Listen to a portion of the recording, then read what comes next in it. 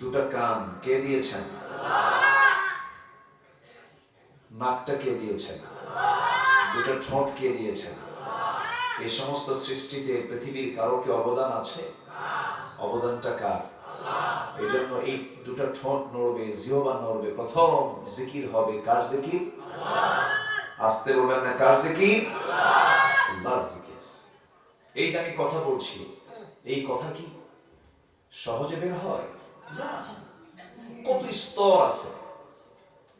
Science বলতেছে মানুষ যখন কথা বলতে চায় তখন তার 27টা স্তর পার করে এরপরে সে কথা বলে। 27টা স্তর পার হওয়ার পরে তার মুখ থেকে কথা আওয়াজটা বের হয়। এটা কে দিয়েছেন? জিহ্বা। জিহ্বার ভিতরে 357টি সূক্ষ্ম সূক্ষ্ম স্তর রয়েছে এবং এই জিহ্বার ভিতরে আল্লাহ তাআলা প্রত্যেকের জিহ্বার ভিতরে 1.5 কোটি স্বাদ দিয়েছেন। কত কোটি? কয়টা স্বাদ দিয়েছেন? কিছু মাছ, কিছু ফল, কিছু খাবার, এই তো। আর বাকি স্বাদ তো পড়েই আছে, জান্নাতে খাবো। কেউ তো ইনশাআল্লাহ বললেন না। জোরে বলি ইনশাআল্লাহ। আমরা জিহ্বার স্বাদ নেই হলো বিড়ি দিয়া। কি দিয়া? বিড়ি দিয়ে আমরা জিহ্বার স্বাদ নেই। চামড়া, এই চামড়া আল্লাহ তাআলা প্রত্যেকের ভিতরে আল্লাহ তাআলা ৯৭৬৮ প্রকার চামড়া দিয়েছেন। ৯৭৬৮ প্রকার চামড়া দিয়েছেন। এটাও চামড়া, এটাও চামড়া। এখানে চুল গজায় রাখছেন আল্লাহ তাআলা। তালুতে কি কোনো চুল আছে? এগুলো কি চামড়া এক প্রকার? মাথা থেকে পা পর্যন্ত ৯৭৬৮ প্রকার চামড়া প্রত্যেকের দেহে আল্লাহ তাআলা স্থাপন করেছেন। আঙ্গুলের ছাপ, প্রত্যেক আঙ্গুলে আল্লাহ তাআলা ১৫৭টি করে রেখা দিয়েছেন। প্রত্যেকটা আঙ্গুলে, আঙ্গুলের আগায় ফিঙ্গারপ্রিন্ট, যা দিয়ে জমি দলিল হয়, টিপসই হয়। এই ফিঙ্গারের সাথে পৃথিবীর কারো ফিঙ্গারের কোনো মিল আছে? প্রিন্টের কোনো মিল আছে? এরপর চোখ, আল্লাহ তাআলা চোখটা দিয়েছেন। এই চোখকে ভালো রাখার জন্য প্রত্যেক চোখের পেছনে আল্লাহ তাআলা ১,৭০,০০০ চিকন চিকন রগ দিয়েছেন। চিকন চিকন রগ দিয়েছেন যা মাথার সাথে সংযোগ রাখে। হঠাৎ করে যদি একটা রগ যদি অকেজ হয়ে যায়, মানুষ প্যারালাইজড হয়ে যায়, তাহলে এই চোখের পেছনে ১,৭০,০০০ রগ, এটা চালান কে? আসতে বলে না, চালান কে? আর এই চোখ দিয়ে দেখে কে? আল্লাহ দেখে, বান্দা দেখে। আল্লাহ বলছেন, বান্দা আমি তোমার দেখার ব্যবস্থা করো না, সবকিছু দেখবা না, সবকিছু শুনবা না। শ্রবণ কোষ দিয়েছেন প্রত্যেকটা কানের ভিতরে আল্লাহ তাআলা শ্রবণ কোষ দিয়েছেন। ১,০০,০০০, ১,০০,০০০, ২,০০,০০০ শ্রবণ কোষ প্রত্যেক কানে আল্লাহ তাআলা দিয়ে দিয়েছেন। সবকিছু শুনবা না, সবকিছু দেখবা না, সবকিছুর স্বাদ জিহ্বায় নিবা না। কার হুকুম? আসতে বলবেন না, কার হুকুম? ইযা আসবাহা ইবনে আদম فإن الأعضاء كل شيء تكفر اللسان اتق الله فينا فإنما نحن بك فإن استقمت استقمنا وإن اعوججت اعوججنا أو كما قال عليه الصلاة والسلام। আমার নবীজি বলেন, যখন কোন আদম সন্তান সকাল করে, ঘুম থেকে যখন উঠে, যখন সে সকালবেলা যখন ঘুম থেকে উঠে বসে, প্রত্যেকটা অঙ্গ প্রত্যঙ্গ সব এসে জিহ্বার কাছে এসে নালিশ করো, জিহ্বা শোনো, তুমি হচ্ছে আমাদের লিডার। তুমি জিহ্বা যদি ঠিক থেকে যাও আমরা ঠিক থেকে যাব, তুমি যদি ব্যাঠিক হয়ে যাও আমরা ব্যাঠিক হয়ে যাব। এই জন্য আমার বন্ধুগণ, ইমানদার যে বান্দা হবে তার নামাজের পরে আল্লাহ তাআলা বলছেন, নামাজ ঠিক করার পর পর তোমার ঠিক করতে হবে তোমার জিহ্বা। এই দুনিয়াতে যত অপকর্ম হয়, যত অন্যায় হয়, যত হারাম গর্হিত কাজগুলো হয়, দুটো অঙ্গকে কেন্দ্র করেই কিন্তু হয়ে থাকে। একটা হলো দুই চোয়ালের মধ্যস্থ বস্তু জিহ্বা, আর দুই উরুর মধ্যস্থ বস্তু গোপনাঙ্গ লজ্জাস্থান। রাসূল বলেছেন, মান আযমানু লি মা বাইনা লিহইয়াইহি ওয়া মা বাইনা রিজলাইহি আযমানু লাহুল জান্নাহ। যে ব্যক্তি এই দুইটা অঙ্গের হেফাজত করতে পারবে, আমি রাসূল তার জন্য বেহেশতের জামিন হয়ে যাব। তাহলে আমাদের প্রত্যেকটা অঙ্গ প্রত্যঙ্গের ট্রিটমেন্ট করার দরকার আছে না নাই? আসতে বলবেন না, আছে না নাই? দেহ একটা বিশাল রাষ্ট্র, মাথা থেকে পা পর্যন্ত এই 3.5 হাত বডির রাষ্ট্রপতি কিন্তু আমি নিজেই, ঠিক কি না? কি আপনার দেহকে অন্য কেউ চালায়? আমি তো চালাই। এই হাত দিয়ে আমি কাজ করি, এই চোখ দিয়ে আমি দেখি, এই কান দিয়ে আমি শুনি, এই নাক দিয়ে আমি শ্বাস প্রশ্বাস নেই, স্বাদ নিয়ে নেই, গন্ধ নিয়ে নেই। এই জিহ্বা দিয়ে আমি কথা বলি, এই জিহ্বা দিয়ে আমি স্বাদ আস্বাদন করি, এই পা দিয়ে আমি চলি। আল্লাহ তাআলা আমার এই দেহের উপরে আমাকে স্বাধীনতা দিয়ে দিয়েছেন, বান্দা শোনো আমি তোমাকে মুক্ত করে দিলাম, কিন্তু একেবারেই মুক্ত করলাম না। একদিন তোমার মুখোমুখি হতে হবে, সেই দিনটার নাম হলো মালিকি ইয়াউমিদ্দিন। ইয়্যাকা না'বুদু ওয়া ইয়্যাকা নাস্তাঈন, ইহদিনাস সিরাতাল মুস্তাকিম, সিরাতাল লাযীনা আন'আমতা আলাইহিম গায়রিল মাগদুবি আলাইহিম ওয়ালাদ-দাল্লিন। এরপরে কি?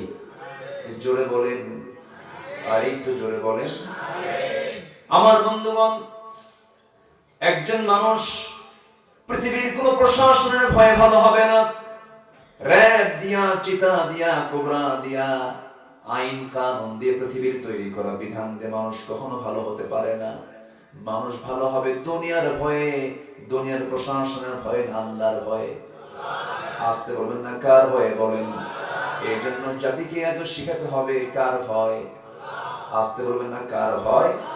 আল্লাহর ভয়। আমার দেশে একটা বিদ্যা খুব বেশি শেখানো হয়, সেটা হলো চুরি বিদ্যা। কি বিদ্যা? চুরি বিদ্যা। আমার দেশে এটা কম না বেশি? বেশি। যে চুরি করতে পারে সে খুব ভালো। আমার বন্ধুগণ, মাস্টার্স পাস করলেই শিক্ষিত হওয়া যায় না। লেখাপড়া জানলেই যে অনেক বড় কিছু আল্লাহওয়ালা হয়ে গেছে তা কিন্তু নয়। মানুষের মতো মানুষ হওয়ার জন্য দুনিয়ার কোন বস্তুগত শিক্ষা দিয়া, প্রযুক্তিগত শিক্ষা দিয়া মানুষ কখনো ভালো হতে পারে না। আজকে জ্ঞান প্রযুক্তি, তথ্য প্রযুক্তিতে যদিও দুনিয়া এগিয়ে চলেছে, কিন্তু চারিত্রিক মান ঊর্ধ্বমুখী না নিম্নমুখী? নিম্নমুখী। শিক্ষার হার আগের চাইতে এখন কম না বেশি? আজকে কম না বেশি? বাপ মার সেবার পরিমাণ কমছে না বাড়ছে? কমছে। আমার বন্ধুগণ, আমার ভাইরা, একজন মানুষ সেই সময় ভালো হয়ে যাবে যে সময়টা তার মধ্যে এবং আল্লাহর মধ্যে যখন সম্পর্কটা গভীর থেকে গভীরতর হয়ে যাবে। যে বান্দার সম্পর্ক আল্লাহর সঙ্গে গভীর হয়ে যাবে, সেই বান্দা কখনো খারাপ থাকতে পারে না। এই জন্য আমাদের সবার আগে সম্পর্ক তৈরি করতে হবে কার সাথে? বলেন। আসতে বলেন না, কার সাথে? সে আল্লাহর সঙ্গে। কি সবাই কথা বলতে রাজি আছেন? কথা বলতে রাজি আছেন? কেমন করে কথা বলবেন? বলেন, কেমন করে কথা বলবেন? এই দুনিয়ার কোন মন্ত্রীর সঙ্গে কথা বলতে গেলে সরাসরি যদি আপনি দেখা না করতে পারেন, হয়তো আপনি তার নাম্বারে ফোন দিবেন, পেয়ে যাবেন। কিন্তু আমার আল্লাহ তাআলার তো কোনো ফোন নাম্বার নাই। আসতে বলে, আছে না নাই? আচ্ছা, আমার আল্লাহ তাআলার ফোন নাম্বার হলো 24434। আছে না নাই? 244। এই তো আলহামদুলিল্লাহ, উত্তর দিয়েছেন একজন। 24434। ফজরের 2 রাকাত, জোহরের 4 রাকাত, আসরের 4 রাকাত, মাগরিবের 3 রাকাত, এশার হলো 4 রাকাত। বান্দা যদি সঠিক নাম্বারে সঠিকভাবে যদি ডায়ালের মতো ডায়াল করতে পারে, আল্লাহ ওই বান্দার মুখোমুখি হয়ে যান। জোরে বলি সুবহানাল্লাহ। কিন্তু নাম্বার তো আমাদের ভুল হয়ে যায়। ফজর নামাজ তো খবরই নাই। এখন আমার দেশে মসজিদ বেশি না মুসল্লি বেশি? বলেন বলেন বলেন। মসজিদ বেশি হয়ে গেছে, মুসল্লি কমে গেছে। একটা গ্রামের ওই মাথায় একটা, আরেক মাথায় একটা, দুই মাথায় যখন দুইটা মসজিদ, মাঝখানে ওরা বললো ওই দুই মসজিদে যাব না, আমরা একটা মসজিদ বানাই। এরকম তো নাই মনে হয়, আছে না নাই? মসজিদ বেশি হওয়া দরকার না মুসল্লি বেশি হওয়া দরকার? মুসল্লি বেশি হওয়া দরকার। ফজরের সময় কোনো খবর নাই, আজান হয়ে যায়, কিন্তু আমাদের জীবনের লাইফ স্টাইল, যেটা জীবনের যে আমাদের নিত্যদিনের যে লাইফ স্টাইল, জীবনের যে গতিধারা সম্পূর্ণ উল্টা হয়ে গেছে। আল্লাহ বলছেন ওয়াজআলনাল লাইলা লিবাসা, আমি তোর জন্য রাতটাকে আড়াল করেছি বান্দা। যখন রাত হয়ে যাবে তুমি আজে বাজে বেহুদার সময় নষ্ট করবে না, তুমি একটু ঘুমের দিকে চলে যাও। ঘুমটা দিয়েছেন কে? আসতে বলবে না, কে দিয়েছেন? ঘুমায় বেশি ধনী মানুষ না গরিব মানুষ? বলেন। গরিব মানুষ। ধনীর কোনো ঘুম হয় না। ওষুধের পর ওষুধ খায়, ঘুম ধরে না। 9টা বাজে, 10টা বাজে, 11টা বাজে, 12টা বাজে, ঘুম ধরে না। ঘুম ধরে না কারণ ঘুমাবে কেমনে? কারণ ও তো মদের আড্ডায় বসে বসে সময়টা নষ্ট করেছে সারা জীবন ধরে, ঠিক কিনা? ইমানদার কখনো দেরি করবে না। আমার নবীজি সারা নামাজের পর কোন কাজ করতে তিনি পছন্দ করতেন না, সহিহ হাদিসের দ্বারা প্রমাণিত। আমার নবীজি সারা পর তিনি বিশ্রামে চলে যেতেন, ঘুম থেকে তাড়াতাড়ি উঠতেন। মিনাল লাইলি ফাতাহাজ্জাদ বিহি নাফিলাতান লাক আসা আন ইয়াবআসাকা রাব্বুকা মাকামান মাহমুদা। জোরে বলুন আল্লাহু আকবার। আমার নবীজিকে আল্লাহ রাব্বুল আলামিন তাহাজ্জুদের ব্যাপারে অর্ডার দিয়েছেন, ইয়া আইয়ুহাল মুসাম্মিলু কুমিল লাইলা ইল্লা কালিলান নিসফাহু আও ইনকুস মিনহু কালিলা আও জিদ আলাইহি ওয়া রাত্তিলিল কুরআনা তারতিলা। জোরে বলুন আল্লাহু আকবার। রাতের একটা অংশে রাসূল আপনি দাঁড়িয়ে যান, সিজদা দেন, রুকু দেন। যার জীবনের কোনো গুনাহ নাই, যার জীবনে কোনো পাপ নাই, তবে সবচেয়ে বেশি সিজদা দিয়েছেন মুহাম্মদ সাল্লাল্লাহু আলাইহি ওয়াসাল্লাম। সবচেয়ে বেশি চোখের পানি ফেলে ফেলে কেঁদেছেন মুহাম্মদ সাল্লাল্লাহু আলাইহি ওয়াসাল্লাম। আমার ভাইরা, সিজদা যার জীবনে বেশি হবে, মুহাব্বত হবে কার সাথে? আসতে বলবেন না, কার সাথে? আল্লাহর সাথে। এইজন্য আল্লাহ রাব্বুল আলামিন সূরা হজের শেষের দিকে বলছেন, বান্দা সফল কি হতে চাও নাকি? সফল যদি হতে চাও তোমাকে 4টা কাজ করতে হবে, তুমি সফল হয়ে যাবে। আল্লাহ রাব্বুল আলামিন সুন্দর করে বলছেন, ইয়া আইয়ুহাল্লাযীনা আমানু, ইয়া আইয়ুহাল্লাযীনা আমানু রুকউ ওয়াসজুদু ওয়া'বুদু রাব্বাকুম وَافْعَلُوا الْخَيْرَ لَعَلَّكُمْ تُفْلِحُونَ। জোরে বলি আল্লাহু আকবার। আমি যে আয়াত দিয়ে কথা বলছি, কষ্ট হচ্ছে না তো? আমার দেশে তো আয়াত ছাড়া ওয়াজও আছে, আছে না? আয়াতও লাগে না, হাদিসও লাগে না, এরকম ওয়াজও কিন্তু আমার দেশে আছে। একটা বিষয় মাথায় রাখবেন, যে ওয়াজে আয়াত বেশি সে ওয়াজে বরকত বেশি। যে ওয়াজ আয়াত শূন্য সেও মাহফিল বরকত শূন্য, কোনো বরকত থাকবে না। মাহফিলে বসে যদি আয়াতের অর্থ নাও বোঝেন, হাতের একটা করে কড়া নাড়বেন, কড়া গুনবেন, হুজুর আজকে মাহফিলে কয়টা আয়াত বললেন, কয়টা হাদিস বললেন, এটা গুনবেন, তবুও সব পেয়ে যাবেন। আয়াত শুনবেন, প্রত্যেকটা হরফে হরফে নাকি কে দিয়ে দিবেন? আসতে বলবেন না, কে দিয়ে দিবেন? আল্লাহ দিয়ে দিবেন। আমার বন্ধুগণ, 4টা কাজ করো, সফল হয়ে যাও। কার পরামর্শ? সূরা হজ আয়াত নাম্বার 77 আল্লাহ রাব্বুল আলামিন বলছেন, ইমানদারেরা শোনো, এক নাম্বার কাজ হলো তোমরা কি করবে? রুকু করো। কি করো? রুকু করো। রুকু কি নামাজের বাইরে না নামাজের ভিতরে? কিসের ভিতরে? নামাজের ভিতরে রুকু করো। নাম্বার 2 হলো সিজদা করো। কাকে? আসতে বলেন না, কাকে? এই দুনিয়াতে মানুষ ওই মানুষকে সিজদা দেয়, মাজারে গিয়ে সিজদা দেয়, এমন কিছু উল্লুক ভাল্লুক আছে না নাই? টেলিফোন নাম্বার আছে না নাই? আছে। কয়টা নাম্বার? 5টা। 5টা নাম্বার 2 4 4 3 4 সঠিকভাবে যদি ডায়াল করতে পারি, আমার আল্লাহ আমার আপনার সামনে হাজির হয়ে যাবেন।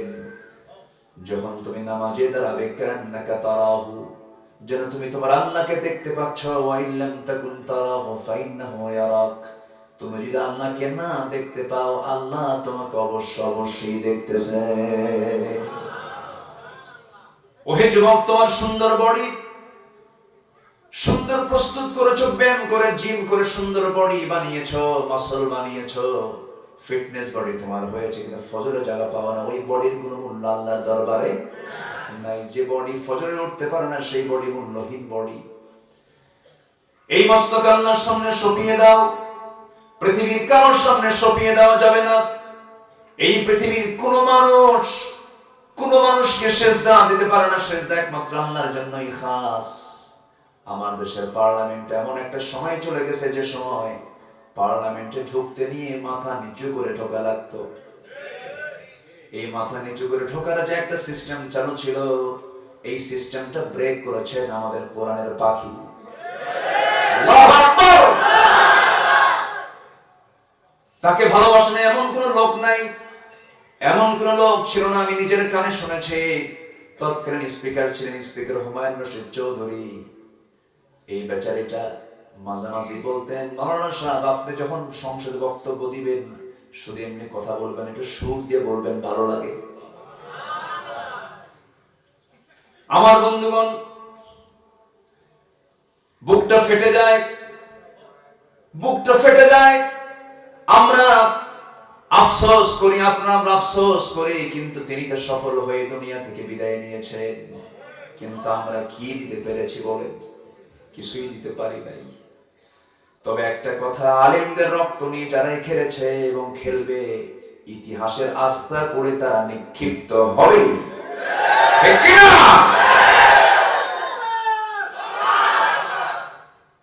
আলেমদের রক্ত বড় বিষাক্ত। আলেমদের রক্ত নিয়ে যারাই খেলেছে, তারাই ধ্বংস হয়ে গেছে। জ্বালাইছে ইব্রাহিম আলাইহিস সালামকে নমরুদ, ন্যাংরা মশা দিয়ে আল্লাহ তাআলা বিদায় করে দিয়েছেন। জ্বালাইছে মুসা আলাইহিস সালামকে ফেরাউন, আল্লাহ তাআলা তাকে পানিতে চুবায় মেরেছেন। পানি যখন খাচ্ছে তখন কয়, মুসা মুসা আমারে বাঁচাও। মুসা বাঁচাবেন না আল্লাহ বাঁচাবেন?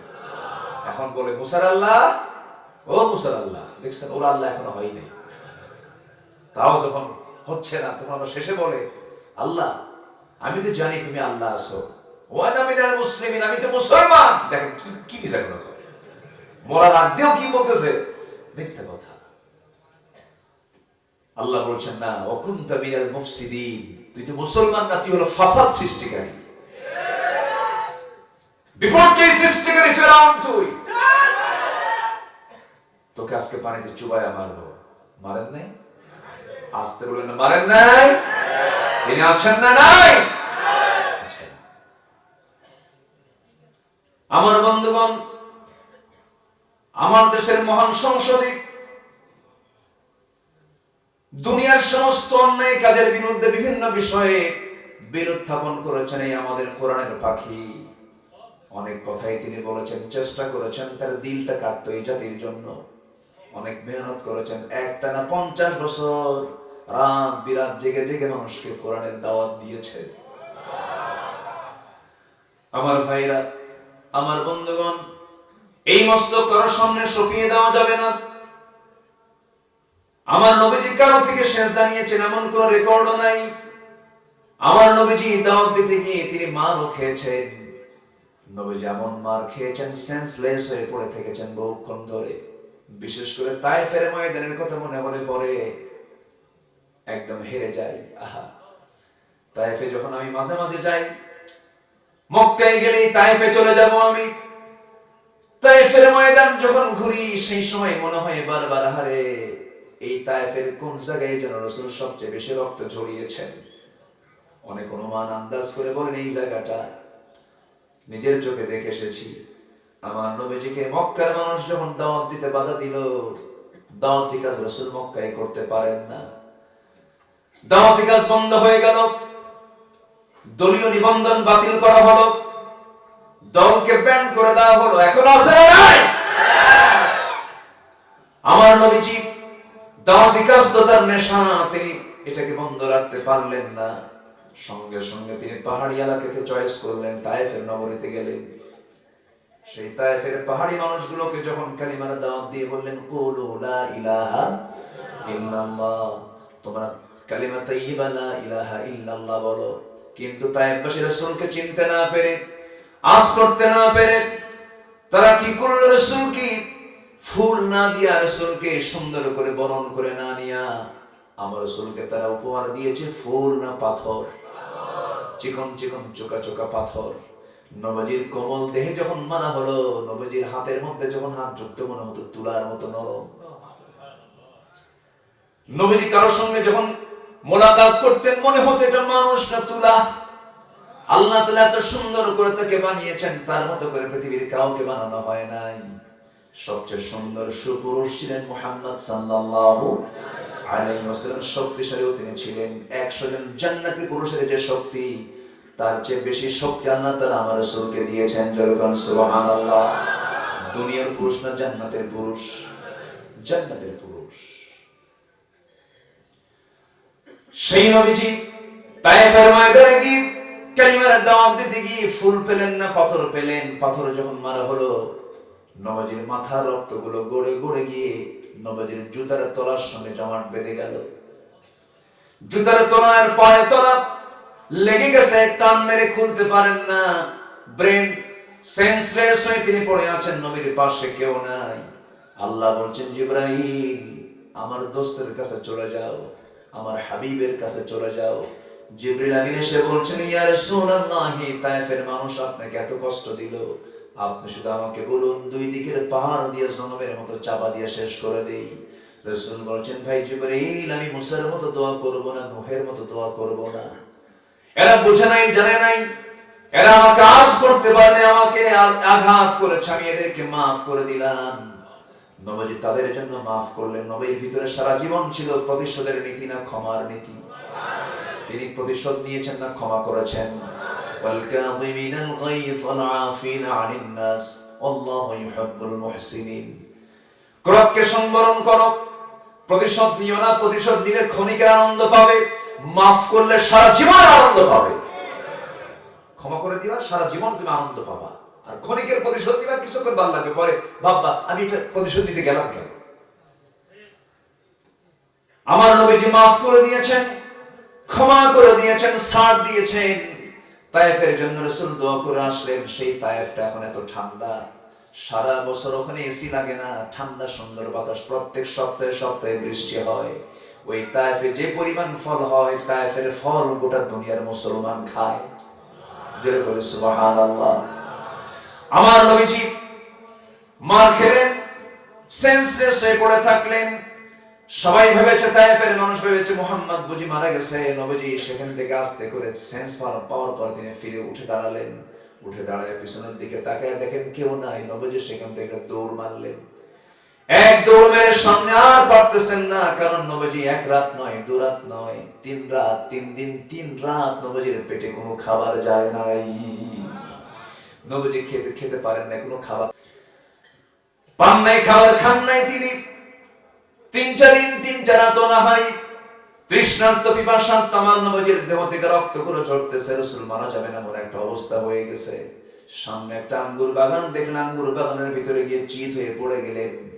আঙ্গুর বাগানের একজন কেয়ারটেকার দূর থেকে লক্ষ্য করে দেখতেছে কে যেন দাঁড়ায়, কে যেন চিত হয়ে পড়ে আছে। সামনে গিয়ে দেখে এত সুন্দর সুশ্রী মানুষ জীবনে আমার চোখে পড়ে নাই।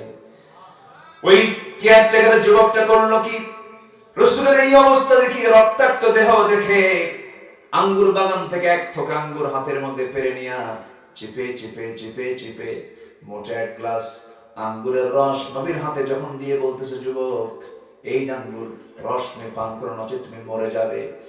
আমার নবীজি হাতখানা গায়ে দিলেন, মুসকে একটা হাসি মারলেন, 3 ঢোকে তিনি সেই আঙ্গুরের রসটা খেয়ে নিলেন। আলহামদুলিল্লাহ বলে যুবকের দিকে তাকায় বলছেন, ও যুবক, তোমার নাম তো আদ্দাস। আদ্দাস মনে মনে চিন্তা করে, দেখা হলো না, কথা হলো না, পরিচয় হলো না, আমাকে চিনলো কেমনে? এবার আদ্দাস বলছে, তুমি আমার নাম জানলে কেমনে যুবক? রাসূল বলছেন, আদ্দাস, তোমার জন্ম হয়েছে নিনোয়া নামক গ্রামে। আমার গ্রামের বাড়ির নাম নিনোয়া, তোমাকে কে বলে দিল? রাসূল বলছেন, তুমি আদ্দাস, তোমার গ্রামে, যে তোমার নিনোয়া নামক গ্রামে তোমার জন্ম হয়েছে, এই গ্রামে জন্ম নিয়েছেন হযরত ইউনূস আলাইহিস সালাতু ওয়াস সালাম। এবার আদ্দাস বলতেছে, এত তথ্য, এত ইতিহাস তোমাকে কে বলে দিল? এবার রাসূল মুস্কি হাসি মেরে বলছেন, আদ্দাস, একজন নবীর কাছে তো আরেকজন নবীর খবর থাকতেই পারে। জয় বলে সুবহানাল্লাহ। এই কথা বলা সারা আদ্দাসের বুঝতে দেরি হলো না। আদ্দাস ছিল খ্রিস্টান, খ্রিস্টানি কায়দায় নবীজির পায়ের দিকে এসে 2টা হাত রেখে তাকে সেজদা দিয়ে ধন্য করবেন প্ল্যান করছেন। আমার নবীজিকে সেজদা নিয়েছেন নাকি? ইয়া আইয়ুহাল্লাযীনা আমানু রুকউ ওয়াসজুদু ওয়া'বুদু রাব্বাকুম, রুকু করো, সেজদা করো, কাকে? আস্তে বলবেন না, কাকে? কোন ব্যক্তিকে সেজদা দেওয়া হালাল না হারাম? কোন মাজারে সেজদা দেওয়া হালাল না হারাম? আল্লাহ ছাড়া কারো কাছে চাওয়া হালাল না হারাম? হারাম। আমার বন্ধুগণ, আমার নবীজি করলেন কি, চট করে তার 2টা হাত চেপে ধরলেন, 2টা হাত চেপে ধরে টেনে তুলে বুকের সঙ্গে বুক লাগায় দিয়ে বলছেন, ও আদ্দাস, তুমিও বান্দা, আমিও বান্দা, শুধু তফাৎ হলো, ইন্নামা আনা বাশারুম মিসলুকুম ইউহা ইলাইয়া আন্নামা ইলাহুকুম ইলাহু ওয়াহিদ। আমার কাছে ওহী আসে, তোমার কাছে ওহী আসে না। আমি হলাম রাসূল, কিন্তু আমার প্রথম পরিচয় হলো আবদুহু ওয়া রাসূলুহু। আমি হলাম প্রথম পরিচয়, আমি হলাম বান্দা। বান্দাকে বান্দা কখনো সেজদা দেবে না। বান্দা সেজদা দেবে কাকে? আস্তে বলবেন না, কাকে দেবে? আল্লাহকে। যে সমস্ত দরবারে সেজদা গ্রহণ করা হয়, ওই সমস্ত দরবারের যারা ভণ্ড আছে, থাপ্পড়ে সোজা করা দরকার। এগুলো মূর্খ, এদের কিচ্ছু নেই, কোনো এলেম কালাম নাই। এরা মঞ্চে সেবার ওয়াজও করে, আছে না নাই? ওরা মাজারে গিয়ে সেজদা দেয়, মঞ্চে এসে ওয়াজ করে, থাপ্পড় মেরে মঞ্চ থেকে নামায় দেওয়া দরকার। তারেনার বান্দরে কলা খেয়েছে ইন্দুরে, হাবি জাবি কি নাসা নাসি, বাবা খাজা বাবা, আছে না? খাজা দিল কর তাজা, ইসমে জালাল, গাজার কলকি খাওয়া হালাল। যেরকম নাউজুবিল্লাহ, এরকম বদমাইশ আছে না নাই? আমাকে যখন কেউ বলে, হুজুর পীর ধরা কি, আমি বলি চোর ধরা কি। আমার দেশে পীর বেশি না মুরিদ বেশি? বলেন এখন এই মুহূর্তে, আমার দেশে পীর বেশি না মুরিদ বেশি? পীর বেশি। এত পীর। একটা এলাকার নাম আছে ব্রাহ্মণবাড়িয়ার দিকে, এলাকার নামই হলো 3 লাখ পীর। আমার এখানে বৃষ্টি কেন? না না, এটা কুয়াশার বৃষ্টি, সরাই দেন।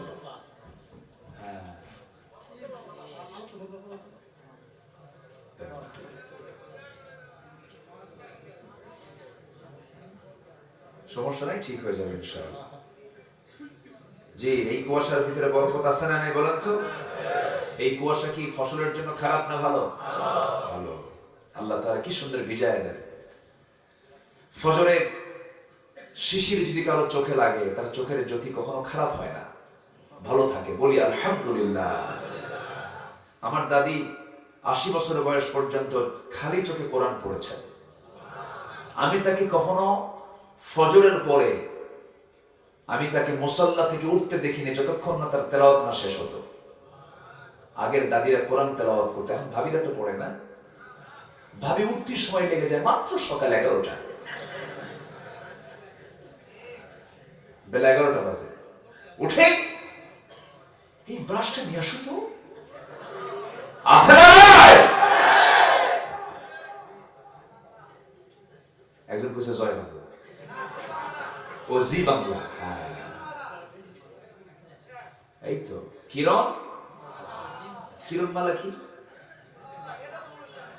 ও আচ্ছা, মানে যে নাটক টাটক যে কলকাতা, হ্যাঁ কলকাতার চ্যানেল। আপনি তো ভালোই দেখে জানেন।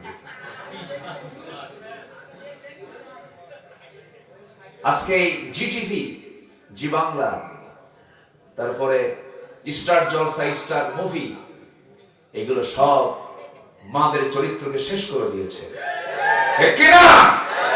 আমার মা খারাপ কিছু দেখবেন না, কারণ এই চোখটা কার নিয়ামত?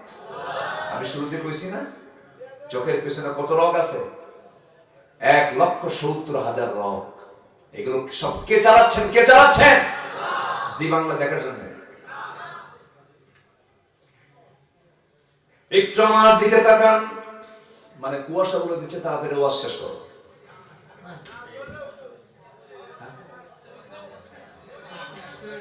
আচ্ছা, না সমস্যা, একটু আবার একটু সাফ করে দেন তো।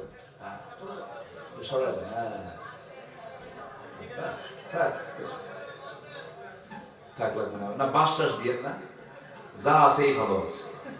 বহু বাঁশ খাইছি 50 বছর, ঠিক কিনা?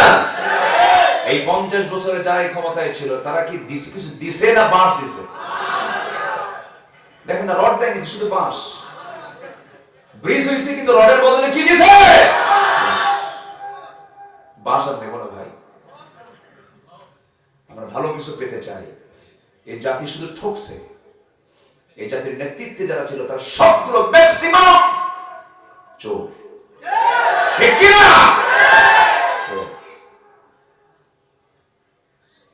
আমরা কেউ তো ভালো হতে পারিনি। মসজিদ কমিটি শুদ্ধ দখল করে নিয়েছে আজ। সুদখোর, মদখোর, জেনাকার দিয়ে মসজিদ কমিটি ভরা। কষ্ট পাচ্ছেন নাকি আপনারা? কথা বলি, কথা বলি। সেজদা দেব কাকে? রুকু করব কাকে? খুশি করব কাকে? এত নেতার প্রশংসা, ওরে বাপরে বাপ। নেতার নাম নিতে 10 মিনিট লাগে। অতক্ষণ ধরে ওই নাম না নিয়ে আল্লাহর নাম নাও, তুমি জান্নাত পেয়ে যাবে। নবীর নামটা নাও, মুহাম্মদুর রাসূলুল্লাহ সাল্লাল্লাহু আলাইহি ওয়াসাল্লাম। আমার বন্ধুগণ, একটু কান লাগান, মনোযোগ দিয়ে শুনেন। আল্লাহ বলছেন সফল হয়ে যাবে। শর্ত হলো রুকু করো, সিজদা করো, ইবাদত করো কার? আর ওয়াফআলুল খায়রা, ভালো ভালো কাজ করো, ঈমান বৃদ্ধির কাজ করো। ঈমানকে নষ্ট করে দিও না। ওযু ভঙ্গের কারণ আছে না নাই? ওযু ভঙ্গের কারণের মধ্যে একটা কারণ হলো ঘুমালে কি হয়? ওযু চলে যায়। শৌচ কার্য করলে পর ঈমান চলে যায়। এইরকম করে ওযু ভঙ্গের বেশ কিছু কারণ আছে, ঠিক তেমনি ঈমান ভঙ্গেরও কিছু কাজ আছে না নাই? আসতে বলবেন না, আছে না নাই? ঈমান ভঙ্গের মোটামুটি 10টা কারণ আছে। সবাইকে শুনতে রাজি আছেন নাকি? ঈমান যেন ভঙ্গ না হয়ে যায় সেজন্য আমি এক কথায় বলে দিচ্ছি। 1 নম্বর হলো শিরক করা ঈমান ভঙ্গের কারণ। সিজদা কাউকে দেওয়া যাবে না, রুকু কাউকে করা যাবে না, কারো কাছে চাওয়া যাবে না। ওয়াইদাস্তাআনতা ফাসতাইন বিল্লাহ, চাইতে যদি হয় চাইবো কার কাছে? জুতার ফিতা ছিললো কার কাছে? অনেকে চিন্তা আছে মুসির কাছে যাবেন। মুসির কাছে যেতে আপত্তি নাই, কিন্তু আগে ছিঁড়ে গেছে বলে ফেলবো ইন্না লিল্লাহ। গ্লাস হাত থেকে পড়ে গেছে ইন্না লিল্লাহ। কোন দুর্ঘটনা ঘটে গেছে ইন্না লিল্লাহ। উপরের দিকে উঠতেছে আল্লাহু আকবার। আশ্চর্য করছে, দেখতেছে সুবহানাল্লাহ। একটা সন্তান জন্মের সংবাদ পেয়েছেন, বলবো কি? আলহামদুলিল্লাহ। এগুলো কিসের জিকির? কার জিকির বলে? আল্লাহর জিকির। শিরিক কারোর সঙ্গে করা যায়, শিরিক আল্লাহর সঙ্গে করা যাবে না। শিরিক হলো ঈমান ভঙ্গের কারণ 1 নাম্বার। নাম্বার 2 হলো আল্লাহ বান্দার মাঝখানে কোনো মাধ্যম যদি কেউ স্থির করে নেয়, এটা শিরক হয়ে যাবে, ঈমান থাকবে না, যাবে, চলে যাবে। নাম্বার 3 হলো কাফের মুশরিকদেরকে কাফের মনে না করা, মুশরিক মনে না করা। নাম্বার 4 হলো ইসলামের কোন একটা বিষয়কে নিয়ে ঠাট্টা বিদ্রুপ করা। রাসূলের সুন্নাহ নিয়ে বাজে কথা বলার মতো কিছু বাজে লোক আমার দেশে আছে না নাই? আসতে বলবেন না, আছে না নাই? ইসলামী আইনকে বলা হয় মধ্যযুগীয় আইন। ইসলামী আইনকে বলা হয় এগুলো মধ্যযুগীয় আইন। চুরির বিধান, জেনার বিধান কোরআনে আছে না নাই? মুসলিম হয়ে যদি তুমি বলো এটা একটা মধ্যযুগীয় আইন, এই আইন এই সমাজে চলতে পারে না, তার কি ঈমান আছে না গেছে? ঈমান আছে না গেছে? চলে গেছে, ঈমান নাই আর। নাম্বার 5 হলো সিহর, জাদু করা। জাদু কি প্রশ্রয় দেওয়া লোক, তার ঈমানটা ভঙ্গ হয়ে যায়। নাম্বার 6 হলো মুসলিমদের বিরুদ্ধে কাফের মুশরিকদেরকে সাহায্য করা। আজকের এই দুনিয়াতেও ফিলিস্তিনের বিরুদ্ধে কিছু মুসলমান আছে না নাই? আসতে বলবেন না, আছে না নাই? আমার বন্ধুগণ, আমার ভাইয়েরা, মুসলমানদের শত্রুতা করার জন্য সবচেয়ে বেশি শত্রু কাফের মুশরিকরা, মুনাফিক। কাফের মুশরিকরা মুনাফিক, মুনাফিক, মুনাফিকরাই সবচেয়ে বেশি শত্রুতা করে থাকে। নাম্বার 7 হলো জীবন ব্যবস্থার কোন একটা বিষয়কে অপছন্দ করলে তার ঈমানটা ভঙ্গ হয়ে যাবে। নাম্বার 8 হলো সৃষ্টির মাঝে কাউকে আল্লাহর মতো মনে করা, শিরিক হয়ে যাবে। আল্লাহর মতো করে ভালোবাসা, শিরিক হয়ে যাবে। নাম্বার 9 হলো ইসলাম ব্যতীত অন্য কোন বিধানকে যদি কেউ উত্তম মনে করে, না না ইসলাম ছাড়া ওই বিধানটা উত্তম, তার ঈমানটা চলে যাবে। নাম্বার 10 হলো আল্লাহর দ্বীন থেকে বিমুখ হয়ে যদি অন্যদিকে চলে যায়, তার ঈমানটা চলে যাবে। আমার বন্ধুরা, আমরা একটু সাজায় নেই, অন্তত এই সমস্ত গুনার ধারে পাশে আমরা কখনো যাব না। দল যদি করতে হয়, দলটা করব কার? আসতে বলবেন না, কার? সেই দলের নামটা কি? আরো জোরে, আরো জোরে, আরো জোরে। ইসলাম কি কাল্পনিক না বাস্তব? বাস্তব দিন এটা। মানুষের জন্য যা প্রয়োজন আল্লাহ তাআলা ইসলামে তা দিয়েছেন। জোরে কোন সুবহানাল্লাহ। একটা মেয়েকে তালাক দিলে পরে সেই নারী যদি অন্য কোথাও পাত্রস্থ যদি হতে চান, পাত্রস্থ যদি হতে চান, কোন স্বামী যদি নিতে চান, তাকে অপেক্ষা করতে হয় কয় মাস? ভালো করে কম, হ্যাঁ? ভালোই তো মাসলা মাসাইল জানে। আচ্ছা, বিধবা যদি হয় তাহলে? হ্যাঁ, 4 মাস। ভালো তো, আলহামদুলিল্লাহ। সবাই তো মুফতি সাহেব, ফতোয়া তো জানেন মোটামুটি, বলি আলহামদুলিল্লাহ। এগুলো জানার দরকার আছে না, বলেন তো? আছে। আচ্ছা, আল্লাহ তাআলা তিনি যে 3 মাস 10 দিন, 3 মাস 4 মাস এগুলো যে সংখ্যা দিলেন, এর মধ্যে কি কিছু কারণ আছে না? আসতে বলবেন না, আছে না নাই? অবাস্তব না বাস্তব কারণ? বাস্তব কারণ। একটু বলি, আমার ওয়াজের ধরনটা একটু ভিন্ন, একটু ভিন্ন। কেন আল্লাহ তাআলা কেন 3 মাস ওয়েট করতে বললেন? তিনি তো নাও বলতে পারতেন, বাস বিয়ে আজকে তালাক হয়েছে, কালকে ওর বিয়ে হয়ে যায়, বলতে পারতেন। পুরুষের ক্ষেত্রে কি এমন কিছু আছে নাকি? দেখেন আস্তে আস্তে মনে আছে, মনে হয় নাকি? আছে নাকি? আজকে তালাক, কালকে। দেখছেন কি কি সাহস! দেখেন,